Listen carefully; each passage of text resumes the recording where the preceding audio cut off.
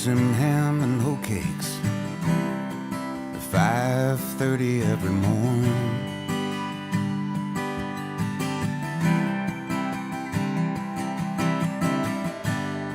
And she does the dishes, and she irons his uniforms. And she thinks she might have loved him once, but that was so long ago.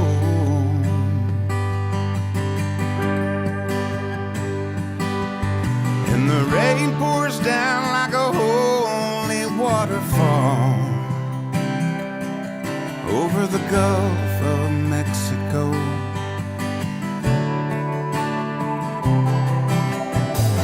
And I'm parked on the state line on this cold November day.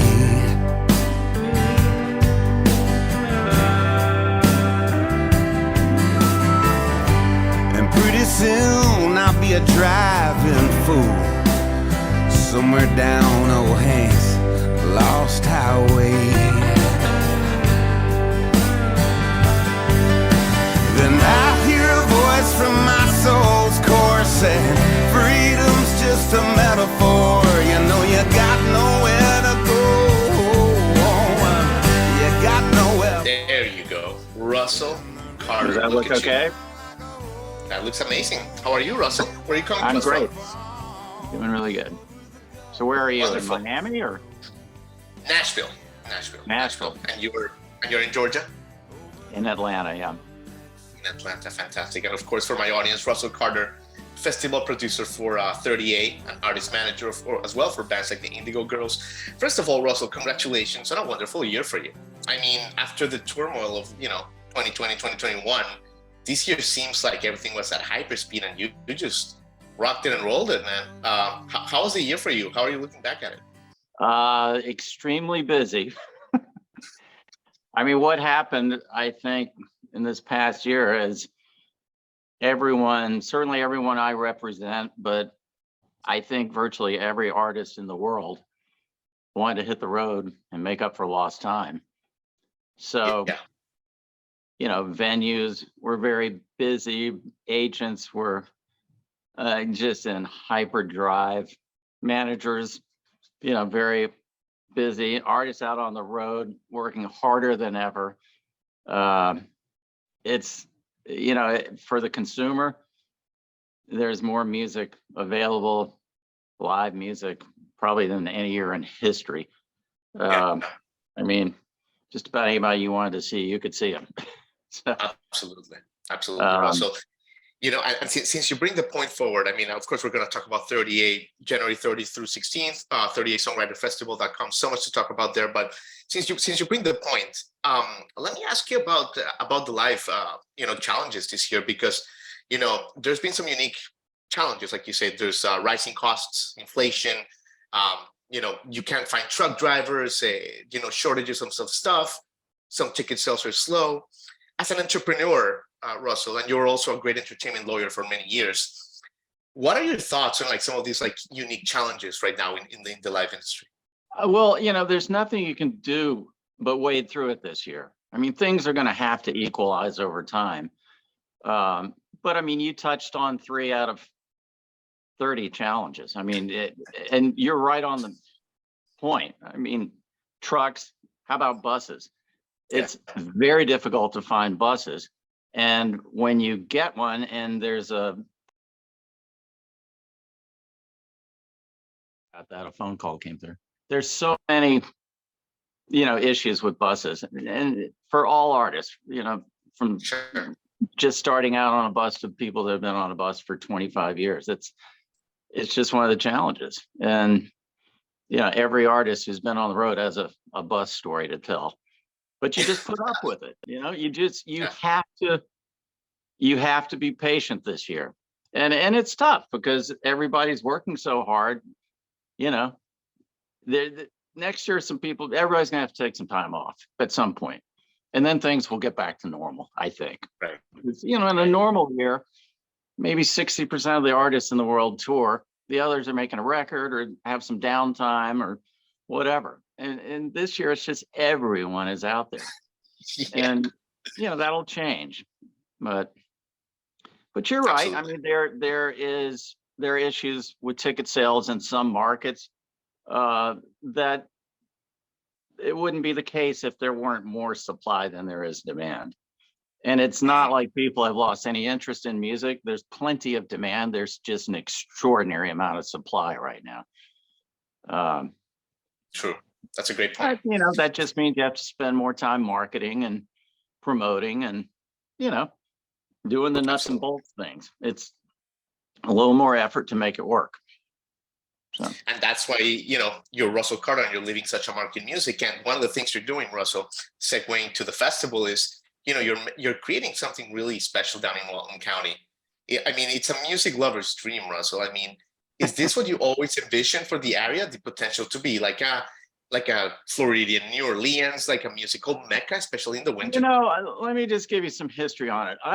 I grew up in Connecticut as a kid, but my family was from Alabama, and my granddad had a beach house in Panama City Beach. So my whole life, I've spent summers down there. I've known the area forever. And I have a beach house in Grayton Beach. And in 2010, I got a call from the people who were starting the festival. Jennifer Steele, who runs the Cultural Arts Alliance, was sort of heading up the concept and pulling all the various resorts down on 30A together and brainstorming. And I got a call from someone about booking Sean Mullins, who I manage, and I happened to be down there. I was at my beach house and I said, well, let's grab some coffee, because I think this is a really great idea. And we had coffee, and I realized that the people I was meeting with, there's a marketing director from Alice, or somebody from Seaside and the cultural arts crowd, and it was obvious they knew how to produce events. They did lots of arts festivals of various kinds, but there was nobody involved that was in the music business. So I said, look, let me volunteer and help out. So that's how I got involved, and this was before they'd done it before. So I kind of took over booking the event because that's what they needed. I don't think they understood what a manager did or what an agent did, or what producers of music do. So I was able to pull a lot of favors that first year. All my clients, I said, look, I'm going to find you a really nice beach house, and you're going to come down and have some fun, but we're not going to pay you much. And everybody bought into it.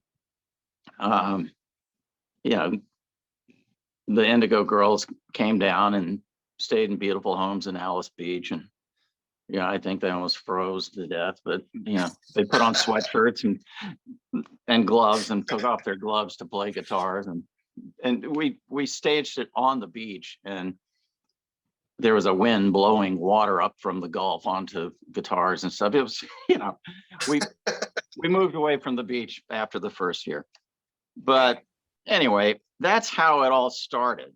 And the next year, we, kind of solidified the relationship. I got on the board of the Cultural Arts Alliance, and I became officially the co-producer of the event, which is still the case. The Cultural Arts Alliance is a co-producer with Russell Carter Artist Management. And I primarily book the event, and I do legal work, do transactional contract work. I promote and market the event, but the cultural arts staff is, involved in everything with me. And, they're boots on the ground, they're down there. So they're working on, meetings with sponsors and, setting up production and, dealing with tents and, just endless list of things that need to get done. So it's very much a collaboration between my office and their office. Love it, Russell. What a great story, Ben. But we're super excited to be covering the festival this year. But we have some friends of our show like Lilly Hiatt, or Morgan Wade and her manager Mary Spark, who they're so excited to play this festival, Russell. Like, and I'm not tooting your horn, they really authentically are. And for artists that are on the road, like you said, 150 days a year, like Morgan, like for them to be like, we're super excited to go down there January 3rd, 13th through 16th, it's because there's something special. What do you've seen it all, you've traveled the country, the world. What do you attribute is that special element that this festival Well, has, I think there are a few reasons people feel that. One is it's, a beautiful resort area. I mean, 30A runs along the Gulf of Mexico, and it's a stunning beach, beautiful water. In January, it's it's not like Florida in the summertime. It's cool weather, but it adds to the beauty. I mean, there's a serenity to the beach at that time of year. So the physical beauty, has a great appeal and charm. We bring everyone together and we give them housing. That's one of the perks of 30A. We have a portfolio of housing that we, spend the better part of the year building up with partners, rental companies and real estate companies and private people donate the housing as, they know they're benefiting the Cultural Arts Alliance. And I should be clear that the entire festival is a benefit for the nonprofit Cultural Arts Alliance of Walton County. All the net profits go to the CAA, which funds a major portion of their annual budget. And then they do all kinds of great things for the community throughout the year. But anyway, getting back to what's the appeal to artists, they come down, they stay in beautiful homes, they get to enjoy the beach, the restaurants, the bars, the galleries. But I think the main thing is they come into a community for 4 days, which is comprised of nothing but fellow artists, their peers. They're over 200 musicians every year. And everyone else is a fan of music. They're ticket holders that come down. So the whole community is music oriented.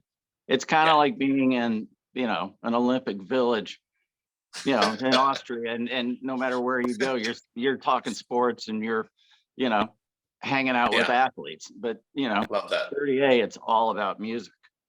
And then, I mean, beyond that, if I can toot my horn a little bit, I curate who comes and who plays with who, and I spend a lot of time figuring out, if I'm doing a round with 4 people, what can I do that will make it a very special 1 hour set of music? Am I introducing people that I know have never met but think they will really click musically?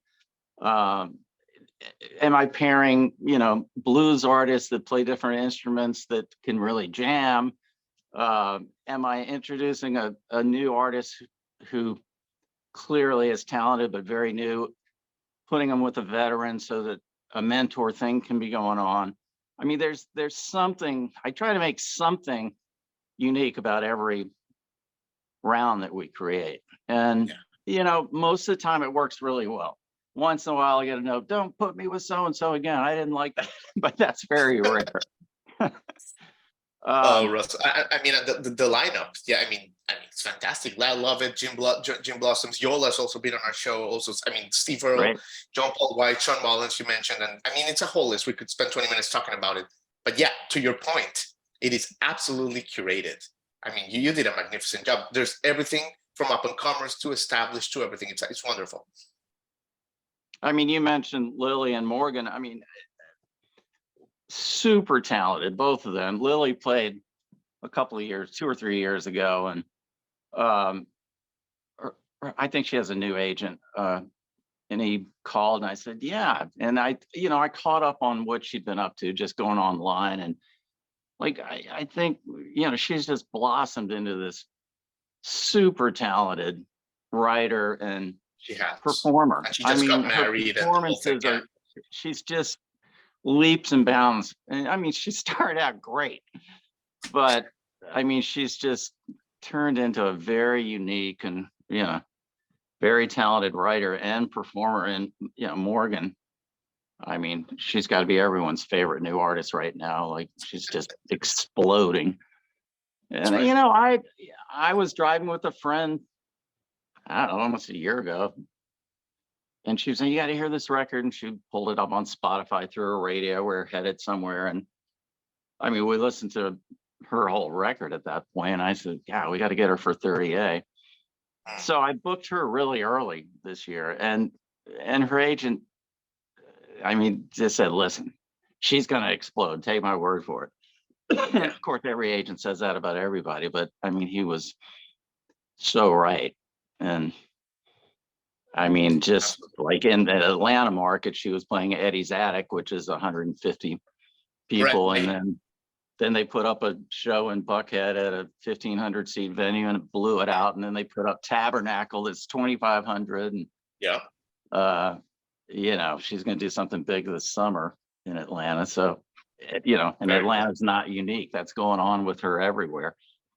But you know what? I honestly think she's one of the, most genuine country artists to come out of Nashville in a decade or so. I mean, she's the real thing. She's a small town in West Virginia. She writes about her experiences.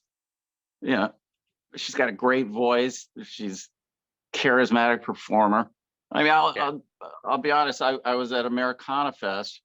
The Indigo Girls got a Lifetime Achievement Award, and it was a big performance for all of us. And so Morgan comes out, and she's got this kind of one-piece leather suit on, and I didn't recognize her. And I'm sitting there thinking, yeah, who is this? I mean, she looked gorgeous and cool. And I said, oh my God, that's Morgan. I think we booked her. She's coming to 38. So I'm very excited about both of them. I love it. Love it. Yeah, her birthday's coming up in a couple of weeks. I'll make sure that to send her your regards as well, Russell. But you're being so good. You're being so good with your time. Thank you, Russell. Let me leave you with this. You've seen it all. Like I said, your career is you're leaving quite a mark in show business, Russell. And I think that sometimes people don't give the props to you guys for what you do until like later in your career. But we see it loud and clear. What are some of the memories that when you look at your time at 30A, like you mentioned that first year? What are some of musical memories that you say, man, that is the Mount Rushmore? Like, what a moment that was. I mean, when I got into this after that first year, I mean, for me, it was like, this is just so much fun. I get to call up people, offer them money, offer them a beach house. I can think of all my favorite artists and get them down, and we all get to go hang out and hear all this great music. I mean, to me, it was like, I've spent 40 years as a lawyer and a manager and, wheeling and dealing with record labels, publishing companies, but, agents trying to put packages together for artists on the road and their managers. And, after 35 years of all of this, you get to know pretty much everyone. And I can just get on the phone and, I mean, I'm not really calling in favors. That's what's good about it. I'm calling people that I have contacts with, but I'm calling to offer them something fun, So it's all very positive. And I mean, high points, we booked John Prine for the last festival he played in the US. And his son and his wife, got on stage and played with him for an encore for, 15 minutes. I mean, he didn't want to leave the stage. And I think that, people that have come to the festival through the years, and, we have lots of repeat customers. People love to say, oh, I've gone to 8 years or whatever. That John Prine show, certainly one of the high points. I mean, a personal favorite of mine, I booked Jackson Browne, and he came, I mean, to me, it was like the perfect concert because he came with a truck with a grand piano and guitars and just set him up on stage and just walked between the piano and the guitars and played every, great song that that you can name. And, people were laughing and crying throughout that entire show. It was a beautiful sunny day. And I mean, that was a true high point for me. But, every year there are moments, and it's not just the headliners. Sometimes it's just walking into one of the smaller nighttime venues and seeing somebody you're not even familiar with and realizing, wow, this person, like, John Fulbright, good example. Not everybody knows that guy, but I guarantee you everyone who has walked in to see him, who was unfamiliar, walked out a major fan of his. He's a huge talent, and he'll continue, his career will grow. And, by the time he's done it for 25 years, everybody will know who he is. But absolutely, Russell. And just before I let you go, now that we're talking, and I'm kind of getting your vibe, which is great, your musical tastes. We lost a giant just yesterday from the date of this recording, Christine McVie of Fleetwood Mac. Do you mind maybe just your memory, a little remembrance about what she meant to you as a fan and as a professional as well?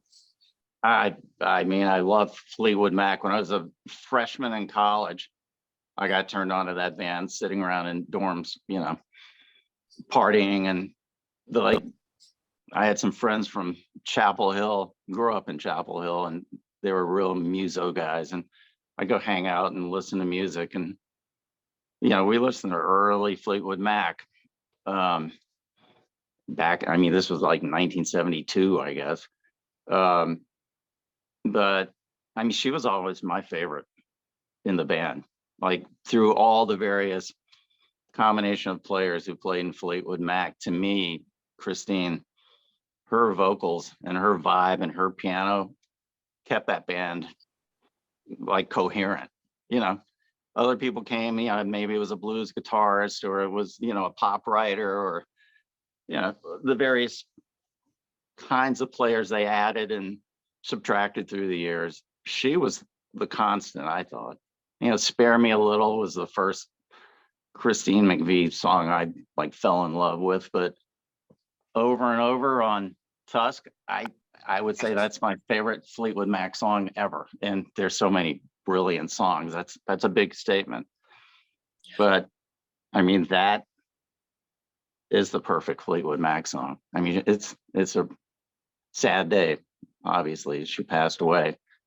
And to me, it's the end of Fleetwood Mac. They can go out there and put people together. They can play Fleetwood Mac music, but it'll never be the same. Not that they haven't had a tremendous, career, and, they're a true legacy band. Absolutely. Very well said, Russell Carter. We super excited to be there. 30A Songwriters Festival. Tickets still available, 30asongwritersfestival.com. January 13th through 16th down in Florida. Thank you so much for your time, Russell. Great chatting with you. Pleasure talking with you. Thank you. I appreciate it.